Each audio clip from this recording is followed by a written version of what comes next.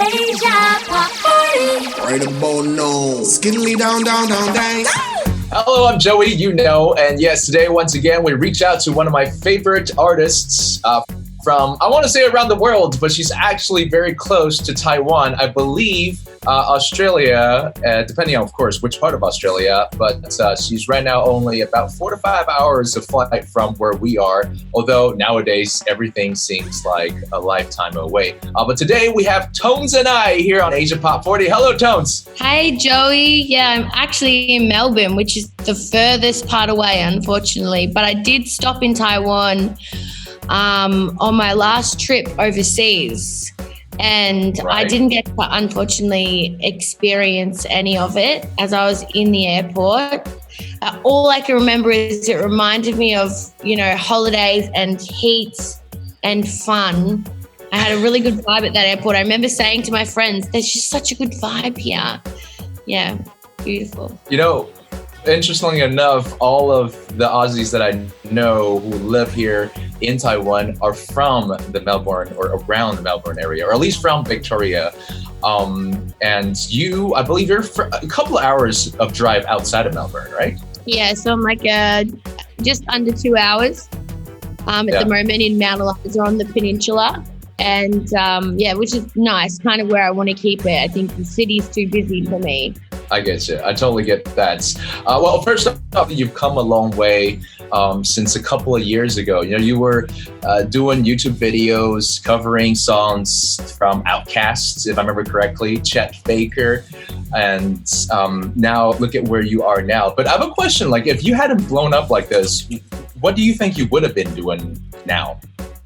Still busking for sure. I mean, I loved busking. I used to say, I always wanted to be a busker, and everyone thinks that, you want to do all these crazy big things if you're a busker, like that's a stepping stone. But for me, I always wanted to be a busker. And being able to do that was making me so happy that I already am going to go back to Byron next week and busk again, where I used to always busk, but I'm not going to tell anyone. I'm just going to set up a play. So we'll see how it goes. That's going to be a pleasant surprise for a lot of bystanders who are not expecting it. And yeah, Byron Bay is kind of where you got started busking. Do you enjoy the crowd, the people, or is it you really like to sing? Like, which is it? I love to sing, but I love that there's no expectations. And, a lot of the people on the street there, that's the biggest crowd they have and will ever have. And when I was busking, it was the biggest, craziest feeling that you just set up your stuff where otherwise there wouldn't be anything. People would just walk by. But you've created this kind of pit stop, like this vibe and this fun for people, this memory for everyone to have and memories for me to have. I find that amazing that is what you're drawn to, especially given the last song that you just recently released, a song called Fly Away, where I think for a lot of listeners, they're getting the sense that you like to be a little private, right? But yet you are so willing to stand in front of people busking. Is that what the song is about? And does that tell a different side of your personality?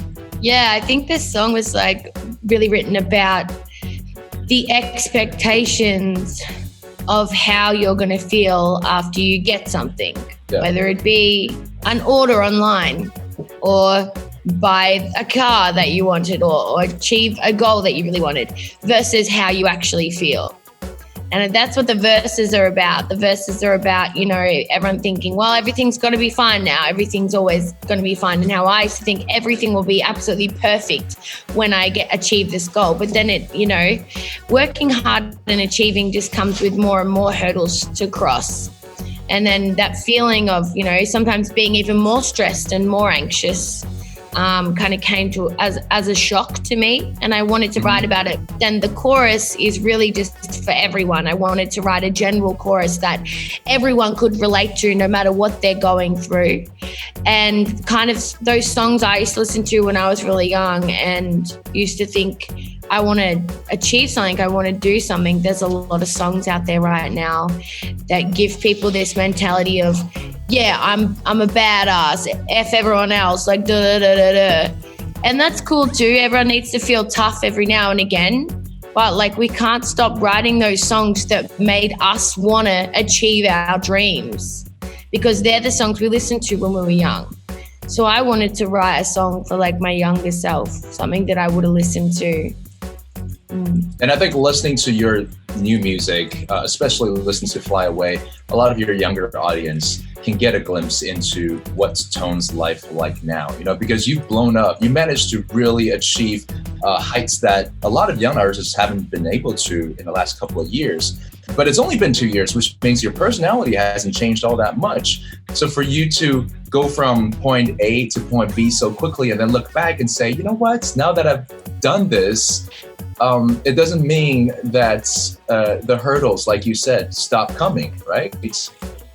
Yeah, exactly. I think that's really true. And it's good that I have been given a stepping stone to share my music a little bit more, because it also helps me as well. As you said, it's been such a short amount of time. Yeah. And I feel like I've been given this opportunity to really give music everything that I've always wanted to be able to have, you know, a fan base and be able to perform my song around the world and perform my music around the world. Just becomes, for me, I guess, a really huge responsibility. And with that comes not wanting to be untrue to myself and write those things I really care about and how I want to say it, but also to make sure that people have those songs that the way I had music when I was growing up.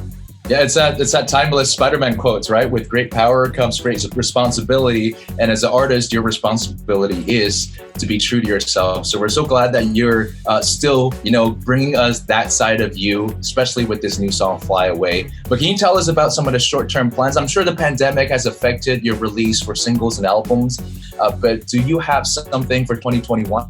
Yeah, I was meant to release my first album in August, but I pushed it way back because I had all this time on my hands and I didn't want to rush it.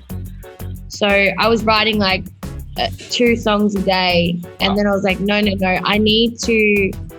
would keep writing these songs, but I don't want to write a song so it has to be on the album. Like, I want to write heaps of new songs. I have heaps of songs back from when I wrote Dance Monkey 2, because all the songs I wrote when I was busking, I haven't even released that many songs, you know? So I want to be able to pick through all of them and have some old songs and some new songs, and not just write and go, that has to be on it, that has to, because I'm rushing. Let's talk about Dance Monkey real quick. I remember hearing a story of you saying that when the song first blew up, when the song first became a viral hit, a lot of people didn't have a place to go listen to it. So they actually come to you busking or at some of the venues you were performing to hopefully just hear that song live.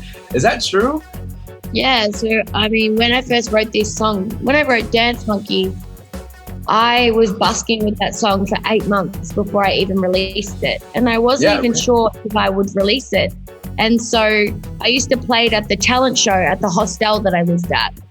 And they let me park my van there if I played there once a week on Thursday, and I could use the showers and stuff. So on Tuesday nights, they did a talent show, and I used to play Dance Monkey every week. Even though before I wrote Dance Monkey, I used to play different songs every week. As soon as I wrote that song, everyone was just like, Dance Monkey, Dance Monkey. So I ended up playing it every week to end the show.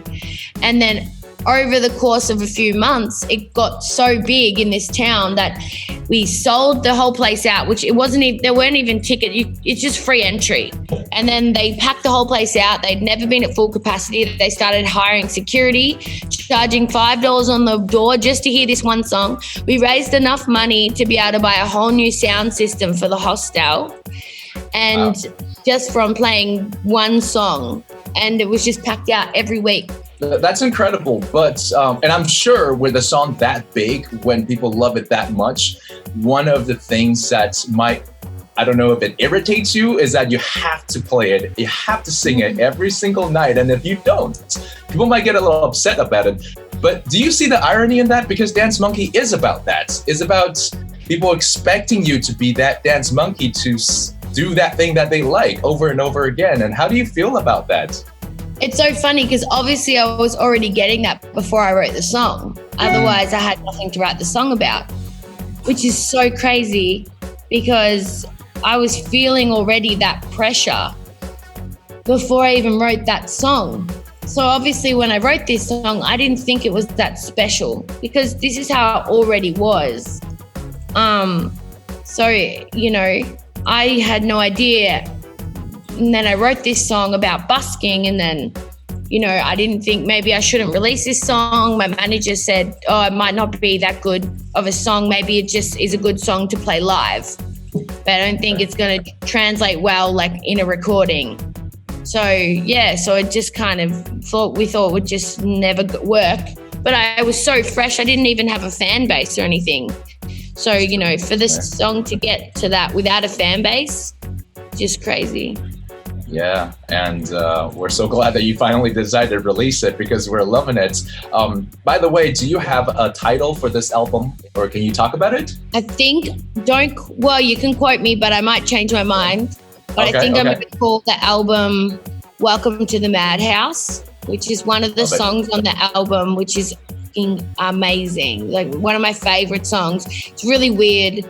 I definitely wrote it in lockdown, but I really like this song. So I love the title track, the title of it too. So we'll see. I might change my mind, but that's what I like most so far.